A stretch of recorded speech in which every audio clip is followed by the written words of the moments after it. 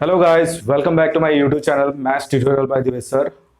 पिछले क्लास में हम लोग रिलेशन और फंक्शन देखे थे।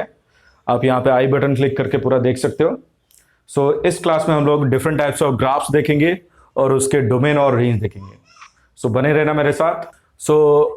पहला है identity function. Identity function means F is a function from A to A, खुद से होगा, ठीक है। Such that F of X is equal to X. ध्यान में रखना, एफ ऑफ एक्स मतलब होता है value of Y, that is Y is equal to X. मतलब तुमने जो लिया वही तुम्हारा आंसर आएगा, ठीक है। तुमने अगर 1 लिया तो 1 आएगा, 0 लिया तो 0 आएगा, 2 लिया तो 2 आएगा। तो अगर ग्राफ नोटिस करोगे, 1 लिया तो 1 आएगा, 2 लोगे तो 2 आएगा, 3 लोगे तो 3 आएगा, -1 लोगे तो -1 आएगा, -2 लोगे तो -2 आएगा। तो ग्राफ इस तरह से बनेगा, that is lying between first and third quadrant and passing through origin होगा, origin से वो पास करेगा, ठीक है। तो उसके अकॉर्डिंग इसको डिनोट करेंगे आई ए से, दैट इज हम बोलेंगे identity function on set A.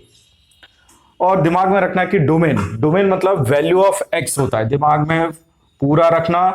Domain मतलब value of x and range मतलब वैल्यू ऑफ वाई, ठीक है। तो डोमेन मतलब वैल्यू ऑफ एक्स, तो ग्राफ से ही पता कर रहे हो, ये एक्स एक्सिस है, ये हमारा वाई एक्सिस है। तो नोटिस करो, एक्स जो है वो हम कुछ भी पुट कर रहे हैं माइनस में, और पॉजिटिव में भी कुछ भी पुट कर रहे हैं। तो क्लियरली डोमेन हो गया माइनस इन्फिनाइट से लेके प्लस इन्फिनाइट, ठीक है। रेंज, रेंज दैट इज क्या है बताओ, that is value of y. Put करने के बाद, एक्स की वैल्यू पुट करने के बाद हमारा वाई क्या आ रहा है, ठीक है। तो यहां पे नोटिस करो, जो पुट कर रहे हैं वही आ रहा है, तो ये हमारा वाई वाला दिखा रहा है, ठीक है। तो वाई जो है वो भी क्या है, एक्स जो है माइनस इन्फिनाइट से लेके, ऐसे देखो नोटिस करो, एक्स की वैल्यू ये सब है, एक्स की वैल्यू ये सब है, तो ये माइनस इन्फिनाइट से लेके इन्फिनाइट हो रहा है। और वाई की वैल्यू दैट इज इस एक्सिस में पड़ेगा, ठीक है। तो वाई की वैल्यू क्या हो रहा है, वो भी ये ऐसे ऐसे हो रहा है, दैट इज नेगेटिव पार्ट, ये ऐसे ऐसे हो रहा है, दैट इज पॉजिटिव पार्ट। तो ये भी है क्या होता है, माइनस इन्फिनाइट से लेके प्लस इन्फिनाइट। तो क्लियरली यहां पे रेंज हो जाएगा माइनस इन्फिनाइट से लेके प्लस इन्फिनाइट। क्लियर है। नेक्स्ट देखते हैं कांस्टेंट फंक्शन। कांस्टेंट फंक्शन यहां पे क्या हो जाए, रेंज उसका सिंगलटन होगा, ठीक है। तो रेंज इसका सिंगलटन होगा। सिंगलटन का मतलब मैंने बता दिया था, दैट इज एक ही वैल्यू आएगा। और इसको डिनोट करेंगे, F is a function from A to B such that F of X is equal to C हो। सी मतलब कांस्टेंट वैल्यू, मतलब कुछ भी एक वैल्यू आ जाए, जैसे कि हमने लिखा है कि y इज इक्वल टू 4, ठीक है। तो 4 यहां पे क्या है बता, कांस्टेंट। तो तुम x की वैल्यू कुछ भी पुट करो, तो हमेशा क्या आएगा बताओ, 4 ही आएगा। तो यहां पे नोटिस करो, x जो है दैट इज ये x एक्सिस है, ये y एक्सिस है। तो हम यहां पे कुछ भी वैल्यू पुट कर रहे हैं, दैट इज यहां पे माइनस इन्फिनाइट से लेके प्लस इन्फिनाइट। तो आई थिंक क्लियर हो गया होगा कि डोमेन क्या है। डोमेन दैट इज क्या है बताओ, माइनस इन्फिनाइट से लेके प्लस इन्फिनाइट, ये ठीक है। तो रेंज क्या होगा, रेंज अकॉर्डिंग टू क्वेश्चन होगा। जैसे कि हमने यहां पे लिखा है कि y इज इक्वल टू 4, अगर हम यहां पे लिखते हैं y इज इक्वल टू 5 तो रेंज हो जाता 5। यहां पे लिखे हैं y इज इक्वल टू 4 तो रेंज हो गया, हमेशा देखो कुछ भी वैल्यू लो तो y की वैल्यू हमेशा 4 ही आ रहा है। y अगर 5 लिख दिया तो भी इसका आंसर 5 ही आएगा। और जैसे तुम लोगों ने लिखा कि y is equal to sine square x plus cos square x, हमें ये पता है दैट इज 1 है, तो इसकी हमेशा y की वैल्यू दैट इज क्या आएगा 1। तो उस केस में रेंज हो जाएगा कांस्टेंट, मतलब तुमने जो लिया है वही आएगा, ठीक है। Next modulus function. Modulus function को हम डिनोट करेंगे y is equal to mod x, और मॉड एक्स का मतलब होता है कि x अगर वो x ग्रेटर देन और इक्वल टू 0, अगर x की वैल्यू 0 या फिर पॉजिटिव हो तो उसका आंसर पॉजिटिव आएगा, और x की वैल्यू माइनस एक्स आएगा अगर वो नेगेटिव होगा, ठीक है। तो कहने का मतलब है, मैं समझा रहा हूं यहां पे, दैट इज अगर तुम लोगों ने x की वैल्यू -5 लिया तो ये तो पॉजिटिव है, तो y इज इक्वल टू 5 आएगा, ठीक है, क्योंकि mod x that is x। और अगर आप लोगों ने y इज इक्वल टू -5 लिया ठीक है, तो x जो हो जाए x अगर -5 लिया तो y हो जाएगा -x, ठीक है, तो माइनस और x लिया है -5 तो क्लियरली हो जाएगा +5। तो दोनों ही केस में पॉजिटिव ही आ रहा है, लेकिन डेफिनेशन याद रखो, that is y is equal to mod x is equal to x when x greater than और इक्वल टू 0, ग्रेटर देन और इक्वल टू दैट इज 0 भी हो सकता है और 0 से बड़ा हो सकता है, ठीक है। तो इसका डोमेन देखो, नोटिस करो, डोमेन मतलब मैंने बताया कि वैल्यू ऑफ x, तो x मतलब इसका शेडो यहां पे गिरेगा, तो ये तो लाइन ऐसे जा रहा है, ऐसे जा रहा है, तो यहां पे कहीं पे भी डालो तो उसकी वैल्यू x जो आ रही है वो -इन्फिनाइट से लेके +इन्फिनाइट तक आ रहा है। तो क्लियरली डोमेन हो गया -इन्फिनाइट से लेके +इन्फिनाइट, और रेंज मतलब वैल्यू ऑफ y। तो वैल्यू ऑफ y मतलब इसकी वैल्यू, इसका जो शेडो है y एक्सिस में गिरना चाहिए। तो पहला शेडो है 0 में गिरा, दूसरा शेडो 1 2 3 अप टू ऐसे पॉजिटिव इन्फिनाइट में आ रहा है, तो 0 हो रहा है और क्या हो रहा है बता, इन्फिनाइट तक एक्सटेंड कर रहा है। तो याद करो मैंने इंटरवल बताया था, दैट इज अगर 0 भी हो तो यहां पे क्लोज इंटरवल लो, और इन्फिनाइट तो हमेशा ओपन इंटरवल ही है, ठीक है। तो यहां तक हो गया हमारा मॉडुलस फंक्शन। नेक्स्ट आया हमारा signum function. So signum function क्या है वो देख लेते हैं। That is f of x is equal to -1 0 1 होगा, ठीक है, या हम लिखते हैं अगर x लेस देन 0 है तो उसकी वैल्यू -1, अगर x की वैल्यू नेगेटिव है तो उसकी वैल्यू -1 होगी, x की वैल्यू 0 है तो उसकी वैल्यू 0 होगी, और x की वैल्यू अगर पॉजिटिव है दैट इज ग्रेटर देन 0 तो उसकी वैल्यू 1 होगी। तो बाय डेफिनेशन इसका फॉर्मूला है f of x is equal to 0 अगर x 0 है, ठीक है, और f of x is equal to mod x upon x if x not equal to 0, ठीक है। तो नॉट इक्वल टू 0 मतलब दो वैल्यू है, इधर पॉजिटिव और नेगेटिव। तो अगर पॉजिटिव है तो यहां पे मॉड x की वैल्यू x हो जाएगी, तो x by x that is 1, positive देखो ये वाला, ठीक है। अगर नेगेटिव हुआ तो मॉड x की वैल्यू -x होगी, है ना, तो -x upon x that is -1 negative के लिए। तो यहां पे दोनों चीज याद रखना है हमें, ये वाला याद रखो, ये भी याद रखो, ठीक है। तो इसका ग्राफ जो बनेगा दैट इज x की वैल्यू कुछ भी लो, x की वैल्यू 0 लेते हैं तो y हो जाएगा 0, तो ये पॉइंट डाला। x की वैल्यू 0.1 लो तो y की value that is 0.1 greater than 0 हो गया, तो y की वैल्यू 1 ही आएगा, दैट इज यहां पे आएगा। फिर x की वैल्यू कुछ भी लो तो यहां पे आएगा, सारे फॉल करेंगे। x की value negative low that is -0.1, तो आंसर आएगा नेगेटिव है तो -1 आएगा, तो यहां पे, ठीक है। तो ऐसे करते कुछ भी डालो तो सारे वैल्यू -1 आएंगे।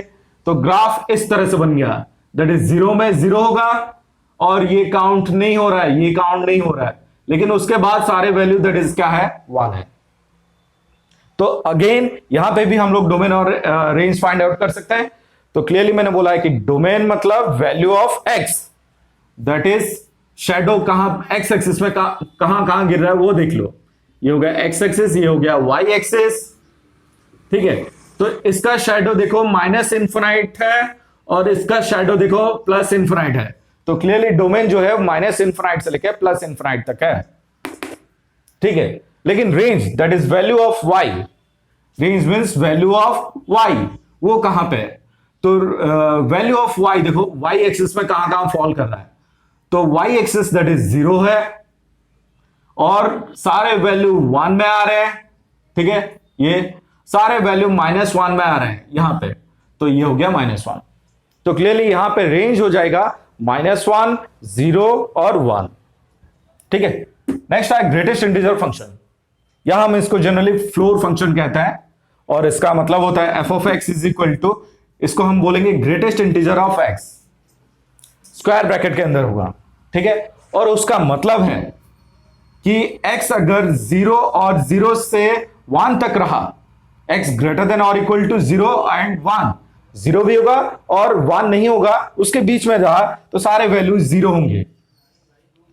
x ग्रेटर देन और equal to 1 and less than 2, तो इसकी वैल्यू हो जाएगा 1। फिर x ग्रेटर देन और इक्वल टू 2 और 3 के बीच में, तो इसकी वैल्यू हो जाएगा 2। x ग्रेटर देन और इक्वल टू -1 से लेके 0, तो इसकी वैल्यू हो जाएगा -1। ठीक है, x ग्रेटर देन और इक्वल टू -2 से लेके 0, तो इसकी वैल्यू हो जाएगा -2। मतलब जहां पे इक्वल हो रहा है वो सारे वैल्यू हो रहे हैं।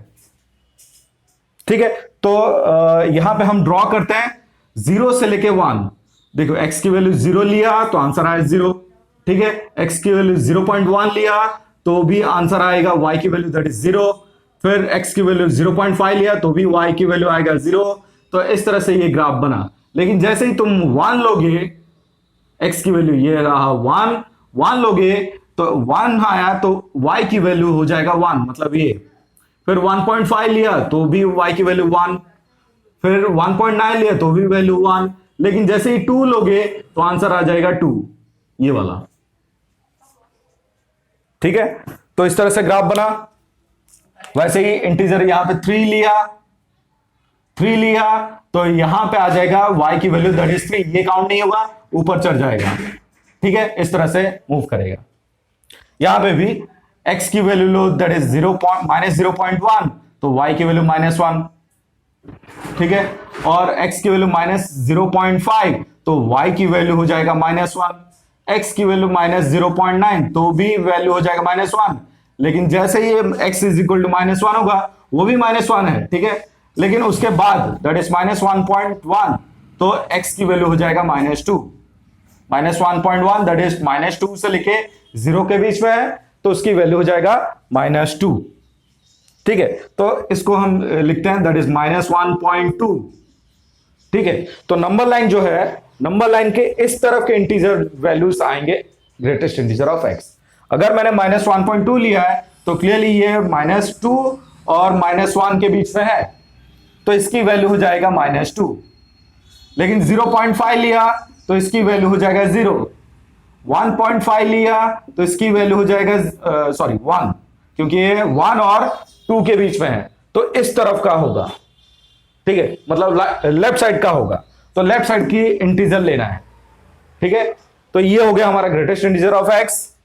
नेक्स्ट है least integer of x, but उससे पहले डोमेन और रेंज।